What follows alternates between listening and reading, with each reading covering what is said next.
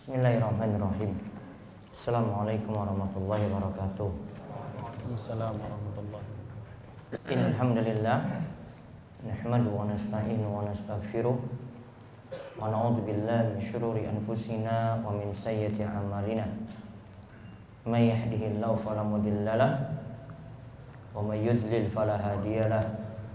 Wa asyhadu an la ilaha illallah wahdahu la syarikalah wa asyhadu anna Muhammadan abduhu wa rasuluh. Allahumma shalli ala nabiyyina Muhammad wa ala alihi wa man tabi'ahum bi ihsan ila yaumiddin. Allahumma inna nas'aluka ilman nafi'a wa rizqan thayyiban wa amalan mutaqabbala. Allahumma inna na'udzubika min ilmin la yanfa' wa min qalbin la yakhsha wa min nafsin la tashba wa min da'watin la yustajabu laha. Puji syukur kita panjatkan pada Allah Subhanahu wa taala, selawat dan salam semoga tercurah kepada junjungan kita Nabi besar Nabi Agung Muhammad sallallahu alaihi wasallam. Bapak Ibu, para jamaah sekalian yang mungkin senantiasa dirahmati oleh Allah, pada kesempatan malam hari ini kita diberi nikmat lagi untuk berada dalam majelis ilmu, mengkaji bahasan-bahasan penting dari pembahasan para ulama.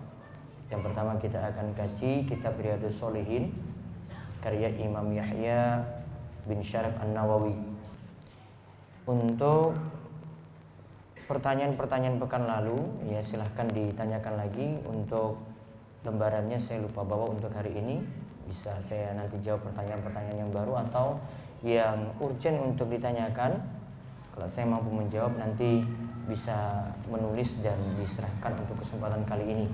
Dan pertanyaan-pertanyaan sebelumnya insya Allah akan dijawab pada pertemuan pekan depan. Baik, saat ini mendengar langsung para pendengar dari Radio Muslim dan juga disiarkan via streaming di Facebook secara live dari fanspage rumaiso.com dan juga yang dengar juga lewat Radio Darus Shalihin. Mudah-mudahan semuanya juga mendapatkan berkah dan mendapatkan ilmu yang bermanfaat dari kajian kita kali ini. Baik, kita lihat yang pertama.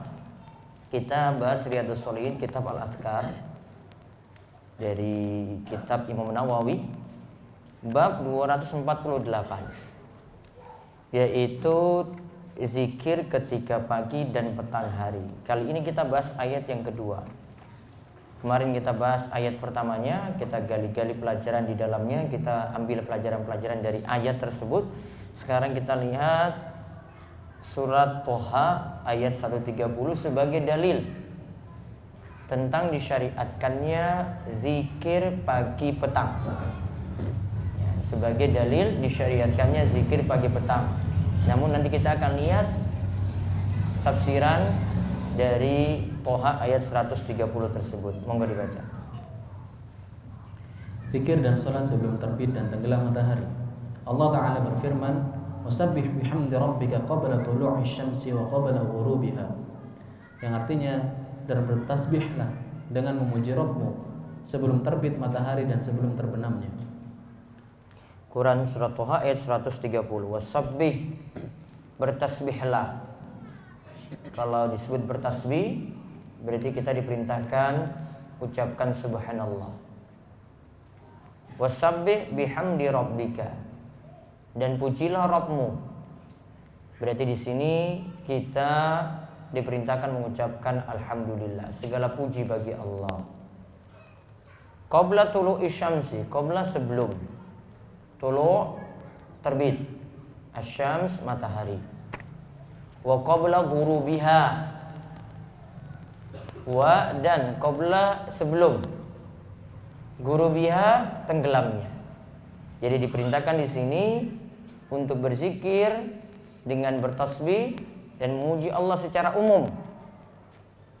Ya, sebenarnya ini dalil umum, bukan hanya zikir pagi petang, namun ini dalil umum yang memerintahkan untuk berzikir sebelum matahari itu terbit dan sebelum matahari itu tenggelam. Nanti kita akan lihat penjelasannya. Sekarang kita lihat pelajaran dari ayat. Pelajaran dari ayat yang pertama, kita diperintahkan meminta tolong kepada Allah dalam bertasbih dan bertahmid. mengucapkan subhanallah dan alhamdulillah. Taib.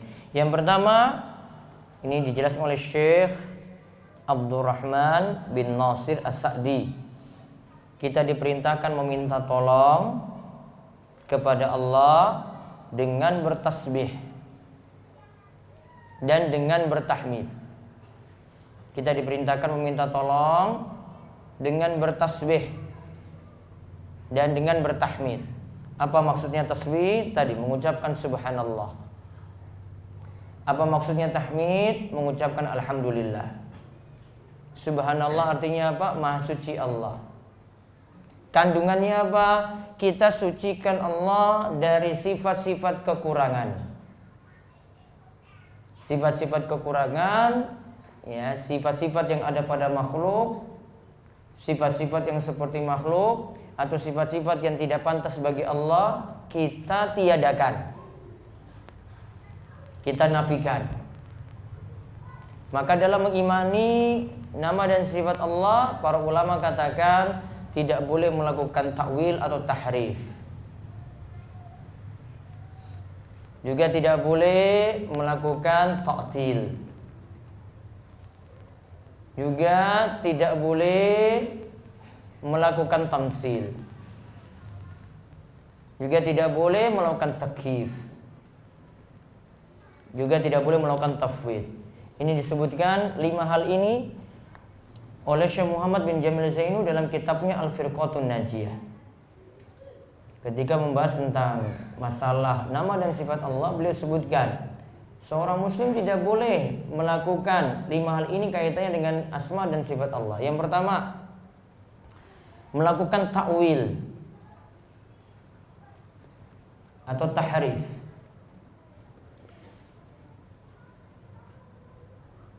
Yang kedua, melakukan ta'til.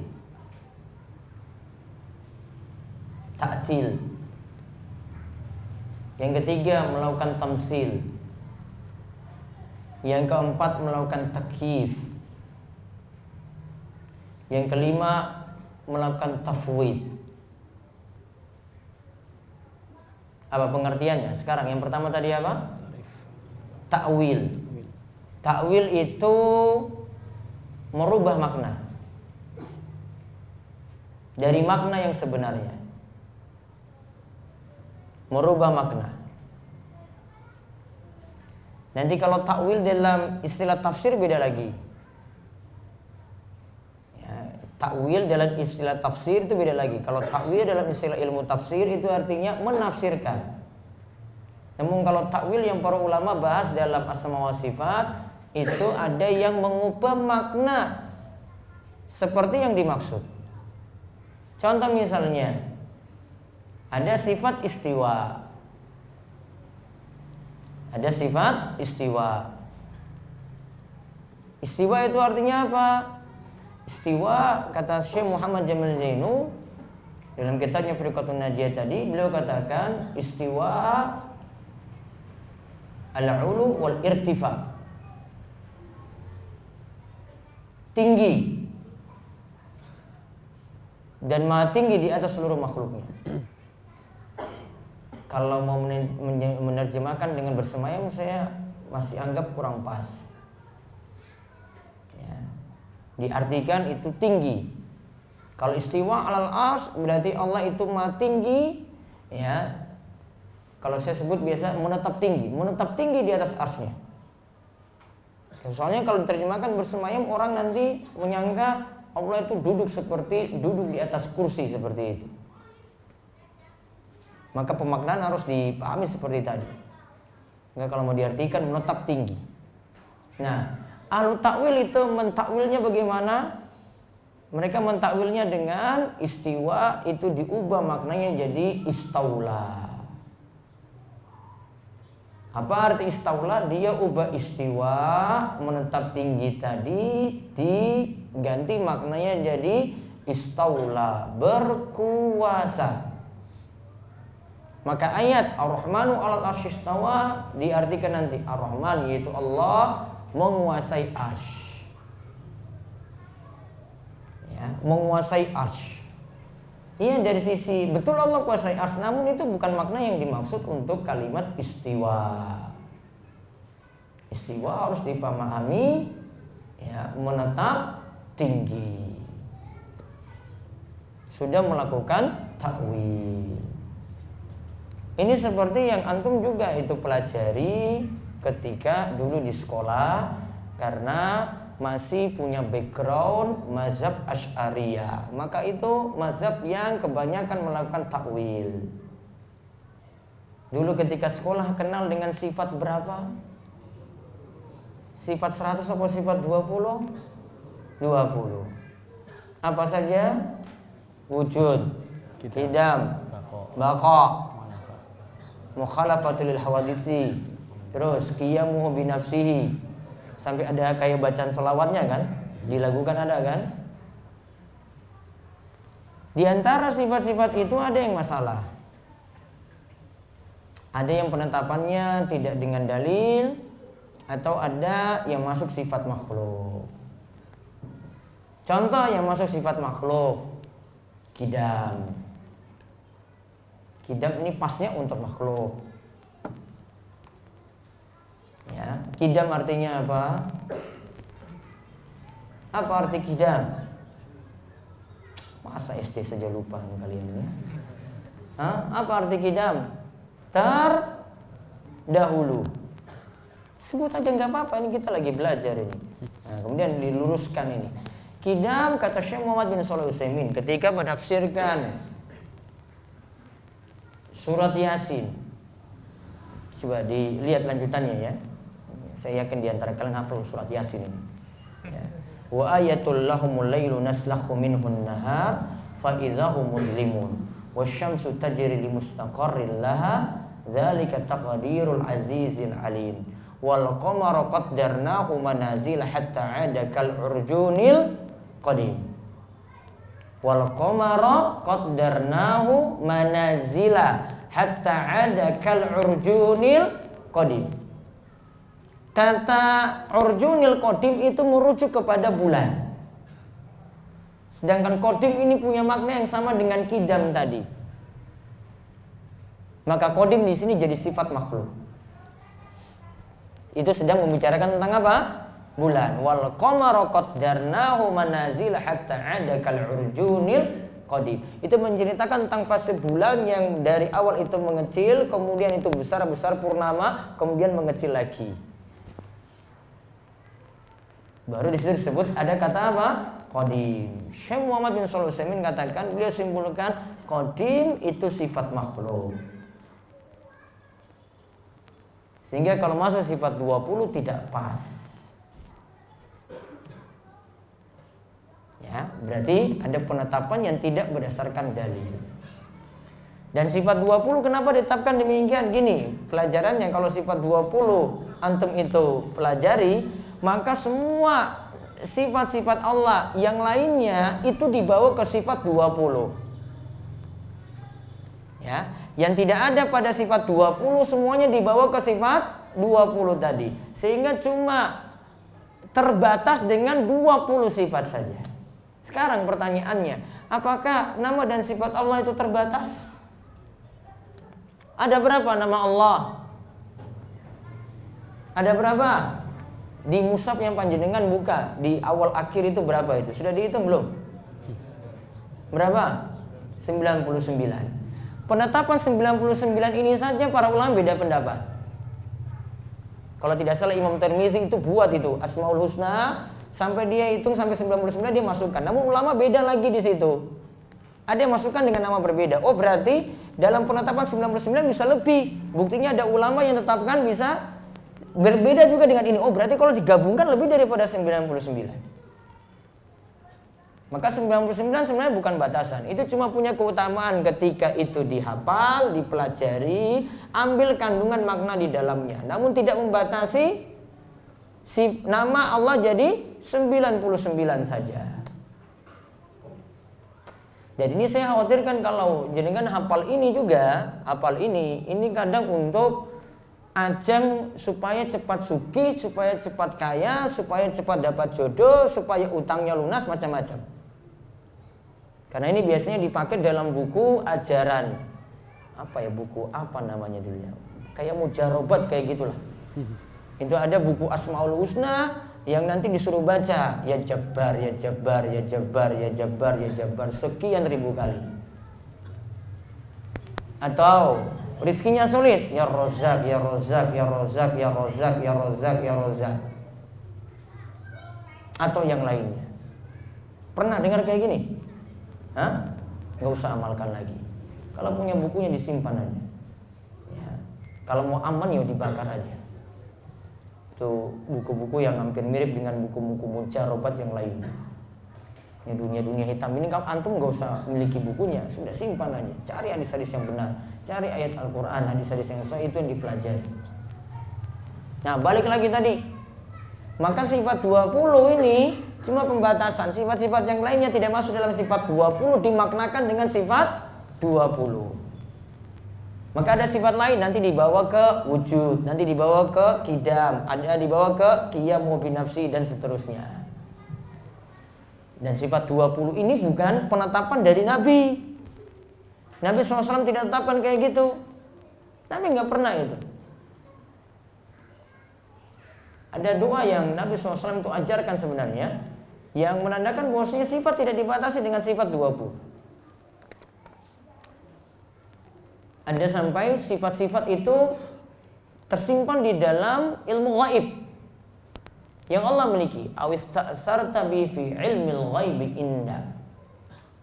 Di akhir doanya disebut antaj'al Qur'ana rabi'a qalbi wa nura sadri wa jala husni wa dhahaba hammi. Di awal itu sudah disebutkan tentang sifat-sifat Allah. Bahwasanya ada nama dan sifat yang engkau sembunyikan dalam ilmu gaibmu. Oh, berarti ada nama dan sifat yang Allah tidak ajarkan pada kita.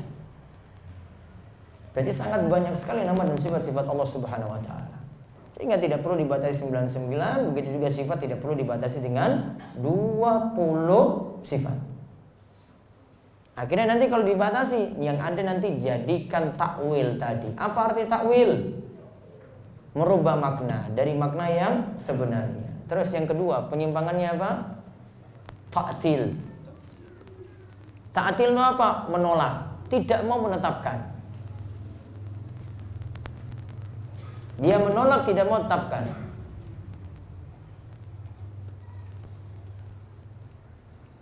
Misalnya Allah tetapkan yadullah, tangan Allah. Ya, saya nggak ibaratkan dengan tangan saya, namun Allah ibaratkan tangan Allah. Ungkap dengan istilah itu, maka yakini saja.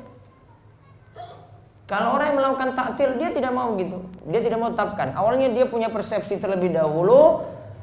Kalau kita tetapkan tangan berarti kita samakan Allah dengan makhluk. Maka tolak itu. Jangan dipahami seperti itu. Maka awalnya dia dari persepsi anggapan terlebih dahulu, ya, bahwa kalau kita tetapkan nanti sama dengan makhluk. Maka dia tolak. Itu namanya apa tadi? Ta'til. Yang ketiga apa? Tamsil. Tamsil itu menyamakan sifat-sifat Allah dengan makhluk. Menyamakan sifat-sifat Allah dengan makhluk. Tadi istiwa, Ar-Rahmanu 'alal 'arsy istawa, dia misalkan dengan Allah itu duduk di atas kursi. Enggak ada kayak begitu, Ahlussunnah itu meyakini. Dan sebagian kiai atau ustadz yang ingin membahas ini, dia biasanya ingin membatalkan keyakinan Allah di atas sana dengan dia anggapan kayak gini dulu. Oh, kamu yakini istiwa itu di atas arsy, berarti kamu yakini Allah itu seperti di atas kursi, dulu di atas kursi. Dia misalkan dulu seperti itu. Itu namanya tamsil. Yang keempat, takyif. Takyif itu membagaimanakan atau menyebutkan hakikat dari sifat-sifat Allah. Menyebutkan hakikatnya itu bagaimana? Panjangnya sekian, lebarnya sekian, dia gambarkan itu. Padahal Allah tidak pernah menggambarkan tadi. Pendengaran Allah bagaimana? Dia gambarkan kaifiyahnya seperti apa, bentuk-bentuknya seperti apa. Penglihatan Allah itu bagaimana? Bentuknya dia gambarkan juga. Itu namanya takyif. Terus yang terakhir apa? tafwid. Tafwid itu menyerahkan maknanya juga kepada Allah. Artinya gini, kalau menetapkan Allah itu ada di mana, sudah kita serahkan saja kepada Allah. Allah yang lebih tahu itu. Dia tidak mau menetapkan Allah itu di mana. Padahal Nabi SAW menetapkan demikian dan Allah juga menjelaskan demikian. Yaitu Allah itu tetapkan Allah itu di atas sana, di atas seluruh makhluknya. Nabi SAW juga menetapkan, menyetujui seorang budak yang ketika ditanya Ainallah, di mana Allah? Dia jawab fis sama, di atas sana. Maka kalau ada yang cuma mengatakan, kalau ditanya Allah di mana? Oh, nggak boleh kamu tanya. Sejatinya dia mau menolak. Namun dia pakai kalimat halus, sudah kita serahkan saja kepada Allah. Dia nggak mau menolak, enggak. Dia nggak mau tetapkan juga. Ya, seakan-akan nggak gentle dalam mau menolak, mau ini enggak. Ya, dia pun serahkan kepada Allah. Itu namanya tafwid. Serahkan maknanya kepada Allah. Nah, kalau ini di dunia YouTube itu sering banget yang pendapat-pendapat kayak gini. Itu pendapat ahli tafwid. Berapa tadi penyimpangannya berarti? 5. Yang pertama ta'wil atau nama lainnya tahrif. Yang kedua tamsil. Yang ketiga takyif. Tadi ta'til dulu ya. Yang pertama ta'wil, yang kedua ta'til, yang ketiga tamsil, yang keempat takyif, yang kelima tafwid. Ingat, ini biasanya istilah disebutkan para ulama kalau sedang membahas nama dan sifat Allah. Apa tujuannya ini dibahas? Kok ulama itu kok bahas penyimpangan-penyimpangan? Agar benar-benar menetapkan Allah sesuai dengan dalil, menetapkan sifat-sifat dan nama Allah sesuai dengan dalil, dan tidak menetapkan sesuatu yang tidak ada dalilnya. Itu tanda ingin jaga kemurnian agama itu kayak gitu. Kalau mau menerima semua, wah ini al-ta'wil ini benar, al-tafwid itu benar, jangan disalahkan. Wah itu kita enggak mau jaga kemurnian agama jadi nggak jelas. Ini ambil baiknya, ini buang buruknya, agama jadi nggak jelas juga mana baiknya, mana buruknya. Kira-kira kalau ada dosen ketika lagi kuliah nih, ya, dia bilang ini, kalau ada dosen lain yang datang di sini, kemudian sampaikan apapun terima saja, ambil baiknya, buang buruknya. Kalian terima nggak itu perkataan itu untuk urusan kuliah? Bisa memfilter nggak ilmu yang benar dan ilmu yang salah? Bisa nggak? Ini lagi semester 1 loh. Suruh memfilter pendapat-pendapat dosen yang benar dan yang salah. Bisa? Ada yang bisa ini? Hebat sekali saya bilang gitu. Ini ilmu dari mana anak semester 1 suruh memfilter pendapat-pendapat dosen yang benar dan yang salah? Dia baru dapat ilmu dari mana? Yang bisa menyaring, memfilter itu cuma orang yang punya ilmu dulu, mapan itu ilmunya. Baru dia bisa menyaring tadi. Ini takwil, ini bukan takwil. Ini tafwid, ini bukan tafwid. Dia bisa menyaring. Dan kalau nggak punya ilmu nggak bisa ini. Ya, nggak punya ilmu nggak bisa. Wong kuliah saja kita diarahkan kok ini yang benar kayak gini, ini jawaban yang benar kayak gini, jawaban yang benar kayak gini. Apa kalian juga ketika ujian itu, misalnya habis ujian, ya, terus protes sama dosennya nilainya, Pak, ambil yang benarnya sajalah, yang salah nggak usah dihitung. Gitu, ada yang berani kayak gitu. Ini sudah dapat E ini loh. Ya, ini sudah dapat E ini, cuma benar 2 saja. Pak, sudahlah, kasihani saya, ambil benarnya aja. Yang salah nggak usah dianggap, Pak, sudahlah. Naikkan nilai saya yang E jadi B misalnya. Ada kayak gitu, ada? Kan mungkin di dalam dunia kuliah kayak gitu coba. Ini urusan akhirat, ini mau bicara kayak begitu. Maka kita itu jelaskan penyimpangan itu biar agama itu murni, terjaga. Pemahaman yang tidak sesuai dengan Al-Quran dan tidak sesuai dengan hadis itu dijelaskan. Ya, oh ini yang benar, ini ikuti ini. Oh ini yang salah, kita jauhi. Yang salah butuh dijelaskan.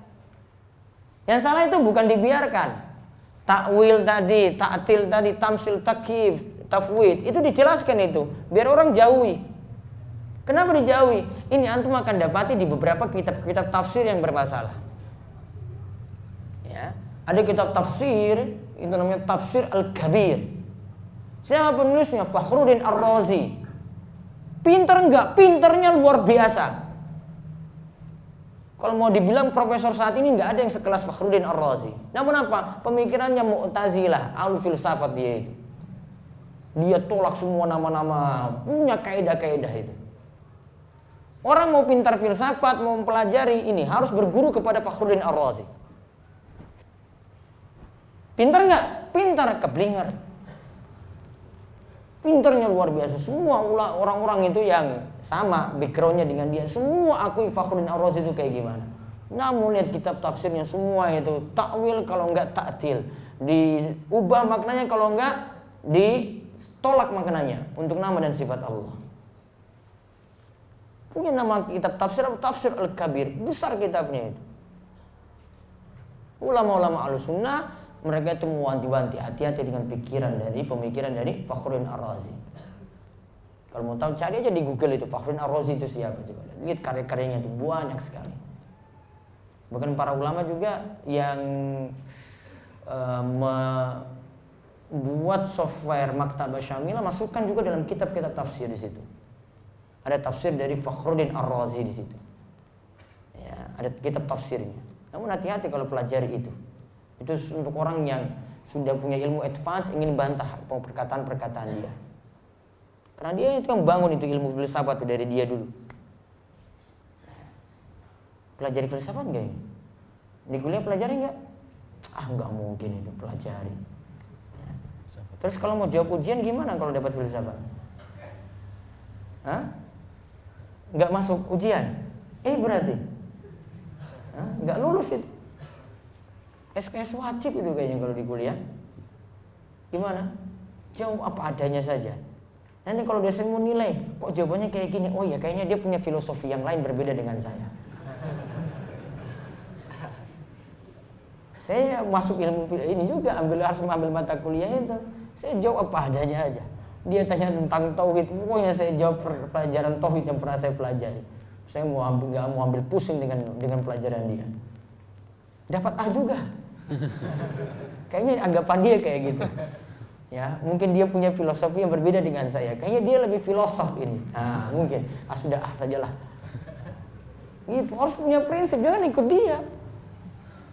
Kamu ikut dia lagi, ngawur lagi kamu jawab. Saya mau hafalkan ini yang filsafat yang dosen saya ini di diktatnya ini nulis kayak gini. Malah jadi sesat kamu nanti yakini kayak begitu. Di counter itu. Counternya gimana? Ngaji yang benar. Counter pendapat-pendapat tadi.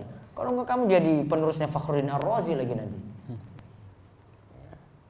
Hati-hati kalau mempelajari itu kayak gitu. Punya pemahaman yang benar, jawab sesuai dengan prinsip. Kayaknya dosen-dosen itu pintar juga, bisa hargai orang itu. Nah kayak tadi, ini kayaknya punya filosofi yang berbeda dengan saya ini. Sudah. Karena punya prinsip. Beda kalau kamu enggak punya prinsip. Nah itu tadi tentang subhanallah, alhamdulillah. Ini punya kaitan dengan nama dan sifat Allah. Karena kita harus menyucikan Allah dari sifat-sifat kekurangan. Tidak boleh kita tetapkan Allah sifat-sifat yang kurang. Allah itu tidak bergantung kepada makhluk.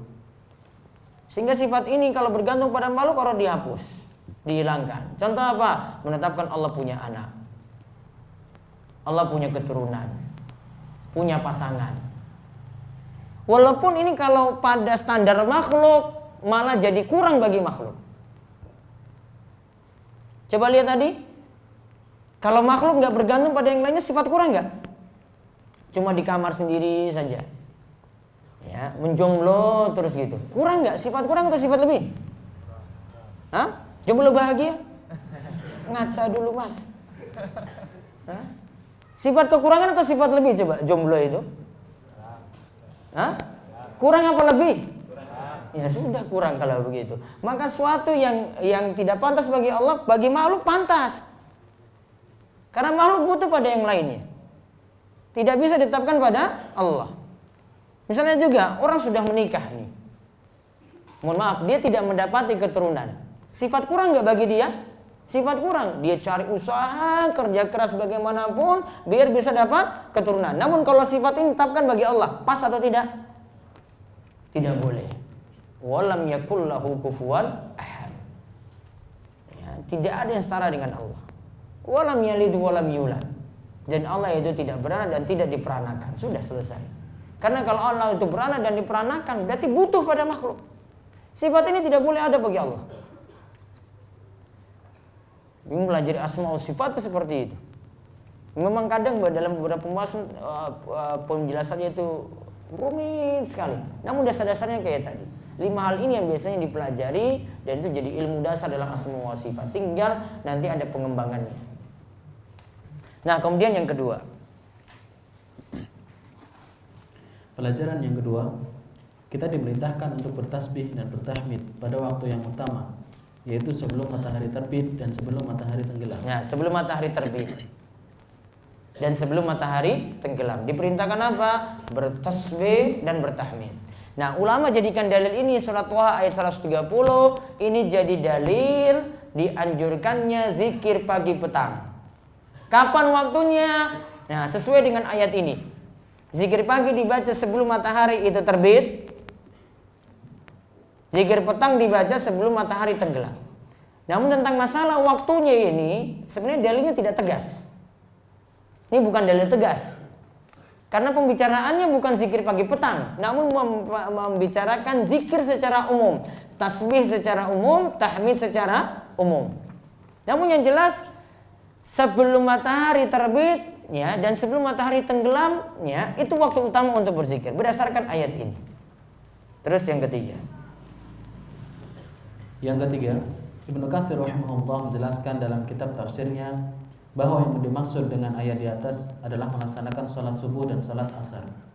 Itulah yang dimaksud dengan berzikir sebelum terbit dan tenggelam matahari. Berarti ayat ini menunjukkan keutamaan sholat subuh dan sholat asar. Nah, Imam Ibnu Katsir punya tafsiran yang berbeda. Beliau bukan maksudkan zikir biasa. Namun yang dimaksudkan wasabbih bihamdi rabbika qabla tulu'i syamsi wa qabla ghurubiha. Yang dimaksud adalah kerjakanlah sholat sebelum matahari terbit. Sholat apa berarti? Subuh. Dan juga kerjakanlah sholat sebelum matahari tenggelam. Berarti sholat apa? Asar. Berarti ini jadi dalil kita diperintahkan sholat subuh dan juga sholat asar. Adapun ada hadis-hadis yang menunjukkan keutamaan dua sholat ini. Kita lihat ada penjelasan di bawahnya. Ada penjelasan hadis dan penjelasan dari Ibnu Battal.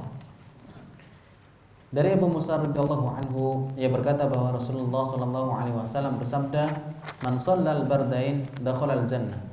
Barang siapa yang mengerjakan salat bardain, yaitu salat subuh dan asar, maka dia akan masuk surga.